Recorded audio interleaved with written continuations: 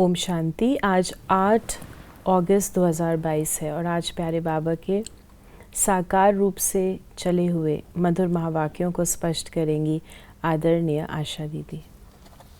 ओम शांति दीदी। ओम शांति। बाबा ने कहा, मीठे बच्चे, बाप आए हैं तुम्हारा ज्ञान योग से सच्चा श्रृंगार करने। इस श्रृंगार को बिगाड़ने वाला है देह अभिमान, इसलिए देह से ममत्व निकाल देना है। देखिए, जब बाबा हमको श्रृंगार करते हैं तो पहली चीज़ वो कहते हैं देह अभिमान को हटाओ।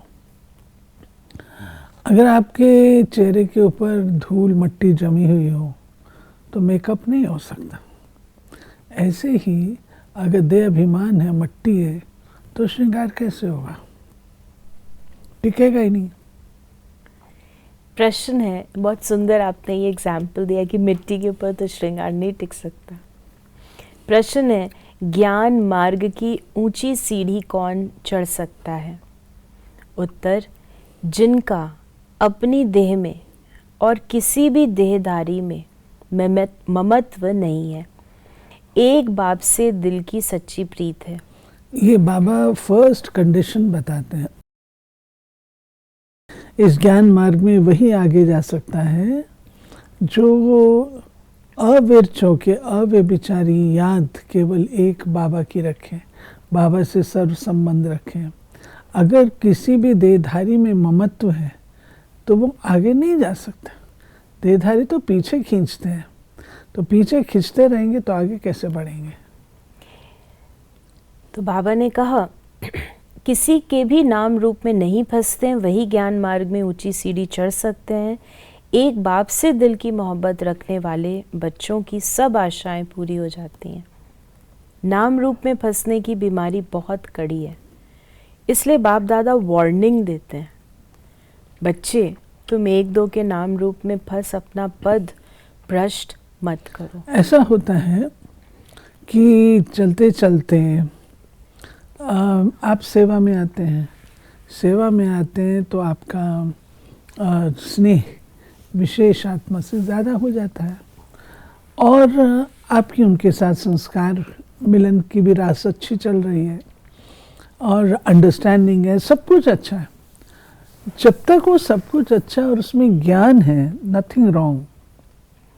लेकिन जब आप एक दूसरे पर डिपेंड होना शुरू हो जाएं या एक दूसरे के बिना आप कहें नहीं वही पार्टनर चाहिए मेरे को सेवा में, दूसरा कोई नहीं चाहिए, वो बाबा को पसंद नहीं है। गीत है तुम्हें पाके हमने जहां पा लिया। मीठे मीठे बच्चे तो इस गीत के अर्थ को अच्छी तरह से जान गए होंगे, फिर भी बाबा एक एक लाइन का अर्थ बताते हैं। इन द्वारा भी बच्चों का मुख खुल सकता है। बड़ा सहज अर्थ है। अब तुम बच्चे ही बाप को जानते हो। तुम कौन? ब्राह्मण ब्राह्मणियाँ। शिववंशी तो सारी दुनिया है। अब नई रचना रच रहे हैं। तुम सम्मुख हो। तुम जानते हो बेहद के बाप से ब्रह्मा द्वारा हम ब्राह्मण ब्राह्मणियाँ सारे विश्व की बादशाही ले रहे हैं। आसमान तो क्या, सारी धरती, उनके बीच सागर नदियाँ भी आ गए।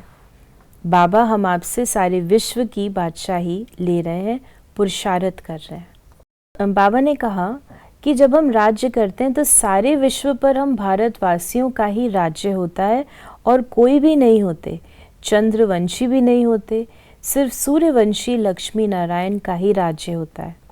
बाकी तो सब बाद में आते हैं, ये भी अभी तुम जानते हो। वहाँ तो ये कुछ भी पता नहीं रहता है। फिर बाबा ने कहा, बाबा ने जो सीढ़ी बताई कि भक्ति मार्ग में पहले सर्वशास्त्रमयी शिरोमणि गीता ही सुनते हैं। गीता के साथ भागवत महाभारत भी है। ये भक्ति भी बहुत समय के बाद शुरू होती है।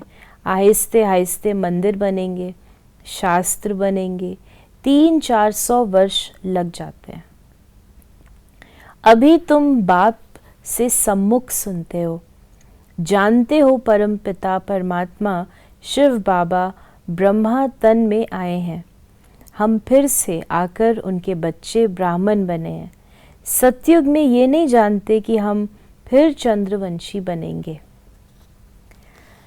तो इस प्रकार बाबा ने कहा कि बाप सृष्टि के आदि मध्य अंत को जानते हैं। उनको कहा जाता है जानी जाननहार, नॉलेजफुल। तो इस जानी जाननहार को भी आप और स्पष्ट करें। जानी जाननहार अर्थात सारे सृष्टि के इतिहास को जानना, हिस्ट्री ज्योग्राफी को जानना। कुछ लोग यूँ समझते हैं कि शिव बाबा जानी जाननहार है, वो हमारे हर पल हर श्वास को जानते हैं और मैं क्या कर रहा हूँ क्या नहीं कर रहा हूँ वो सब जानते। शिव बाबा कहता है कि मुझे ये सब जानने की आवश्यकता ही नहीं है। मुझे क्या मिलेगा ये सब जान के, मुझे आवश्यकता नहीं है। हाँ, ये ज़रूर है अगर तुम कुछ गड़बड़ करते हो तो वो मुझे पता रहता है। उसके जो मैंने नियम बताया है उस नियम अनुसार तुमको काम करना है। अगर आप ये कहो कि शिव बाबा आप तो सब जानते ही हैं, हम क्या, तो ये सच्चाई नहीं है। मैं जानी जाननहार हूँ लेकिन उतना ही भोला भी बन जाता हूँ, क्योंकि मैं चाहता हूँ बच्चे खुद अपनी बात अपने आप बताएं। तो बाबा कहते ना तो मैं हूँ थॉट रीडर, ना मैं बैठ कर के तुम्हारे थॉट्स को रीड करता हूँ, मुझे आवश्यकता नहीं है। मैंने आप सबको एक एक मीटर दे रखा है संस्कारों का। आपके संस्कारों को देख के मैं आपकी जजमेंट कर लेता हूँ।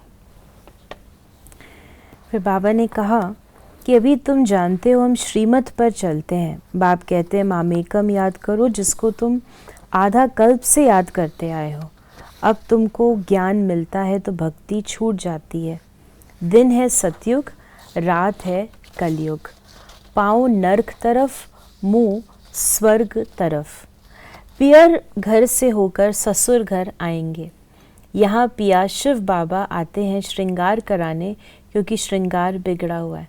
सो पियर घर यानी शांति धाम और ससुर घर वैकुंठ। तो बाबा ने कहा कि मनुष्य तीर्थों पर जाते हैं तो कोई बैगन छोड़ आते हैं, कोई मांस छोड़ आते हैं। यहाँ है 5 विकारों का दान, क्योंकि देह अभिमान सबसे बड़ा खराब है। घड़ी घड़ी देह में ममत्व पड़ जाता है। बाप कहते हैं बच्चे इस देह से ममत्व छोड़ो। देह का ममत्व नहीं छूटने से फिर और देहधारियों से ममत्व लग जाता है।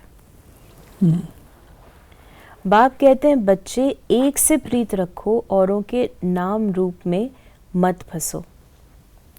फिर बाबा ने कहा गीत बजा, बाबा से मोहब्बत रखने से हमारी सब आशाएं पूरी होती हैं।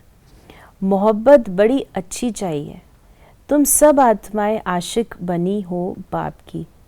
छोटेपन में भी बच्चे बाप के आशिक बनते हैं। बाबा को याद करेंगे तो वर्षा मिलेगा। बच्चा बड़ा होता जाएगा, समझ में आता जाएगा। तुम भी बेहद के बाप के बच्चे आत्माएं हो। बाप से वर्षा ले रहे हो। अपने को आत्मा समझ परम पिता परमात्मा को याद करना पड़े। बाप के आशिक बनेंगे तो तुम्हारी सब आशाएं पूरी हो जाएंगी। नहीं, बाबा कहते हैं कि जो देहधारी के साथ संबंध क्यों रखते हो, कुछ ना कुछ प्राप्ति के लिए। तो अगर बाबा के साथ सर्व संबंध रखेंगे तो आत्मा इतनी सुखों से भरपूर हो जाती है, अतीन्द्रिय सुख से भरपूर हो जाती है, जो उसको कोई भौतिक दैहिक दुनिया की कोई भी चीज़ पाने की इच्छा ही नहीं रहती है। तो बाबा कहते हैं मेरे साथ रखो तो सब मनोकामनाएं पूरी हो। तो बाबा ने कहा कि वंदना की जाती है पवित्र की। बाप कहते हैं वंदे मातरम। शिव शक्तियाँ तुम हो जिन्होंने भारत को स्वर्ग बनाया है। हर एक को अपनी जन्मभूमि अच्छी लगती है ना, तो सबसे ऊंची भूमि ये भारत है, जहाँ बाप आकर सबको पावन बनाते हैं। फिर बाबा ने कहा मीठे मीठे बच्चों, ये पढ़ाई भविष्य के लिए है। तुम नई दुनिया के लिए पुरुषार्थ कर रहे हो, तो बाप को कितना न याद करना चाहिए। बहुत हैं जो एक दो के नाम रूप में फंसते हैं। आज बाबा ने बार बार ये बात हमें बताई है। तो उनको शिव बाबा कभी याद नहीं पड़ेगा। जिससे प्यार करेंगे वो याद आता रहेगा। वो ये सीढ़ी चढ़ ना सके। नाम रूप में फंसने की भी एक बीमारी लग जाती है। फिर बाबा ने कहा कि अब सतयुग के तुम्हारे सुख की उम्मीदों की के दीवे जग रहे हैं। दीवा बुझ जाता है तो दुख ही दुख हो जाता है। भगवानुवाच तुम्हारे सब दुख अब मिट जाने वाले हैं। बाबा ने आज हम बच्चों को वरदान दिया है। माया की बड़ी बात को भी छोटी बनाकर पार करने वाले निश्चय बुद्धि विजयी भव। कोई भी बड़ी बात को छोटा बनाना या छोटी बात को बड़ा बनाना अपने हाथ में है। किसी किसी का स्वभाव होता है छोटी बात को बड़ी बनाना, और कोई बड़ी बात को भी छोटा बना देते हैं। तो माया की कितनी भी बड़ी बात सामने आ जाए, लेकिन आप उससे बड़े बन जाओ तो वो छोटी हो जाएगी। स्वस्थिति में रहने से बड़ी परिस्थिति भी छोटी लगेगी और उस पर विजय पाना सहज हो जाएगा। समय पर याद आए कि मैं कल्प कल्प का विजयी हूँ, तो इस निश्चय से विजयी बन जाएंगे। ये बाबा हम लोगों को हमेशा कहते हैं कि अपने आप को सदा ये समझो कि मैं विजयी हूँ। अगर हम समझेंगे कि ये बहुत डिफ़िकल्ट चीज़ है, मैं कैसे सामना करूँ, तो अपना उत्साह कम हो जाता है और शक्ति भी कम हो जाती है। इसे मांगते हैं कि विजय का तिलक लेके पैदा हुए हो और तुमको विजय का वरदान है। और पिछले कल्प में भी मैंने विजय प्राप्त की थी, अब भी मैं विजयी हूँ। स्लोगन है, वरदाता को अपना सच्चा साथी बना लो तो वरदानों से झोली भर जाएगी। तो ये थे बाबा के आज के मधुर महावाक्यों का स्पष्टीकरण। यदि आपके मन में कोई सवाल है तो मैसेज या व्हाट्सएप करें 8826599309 पर। ओम शांति।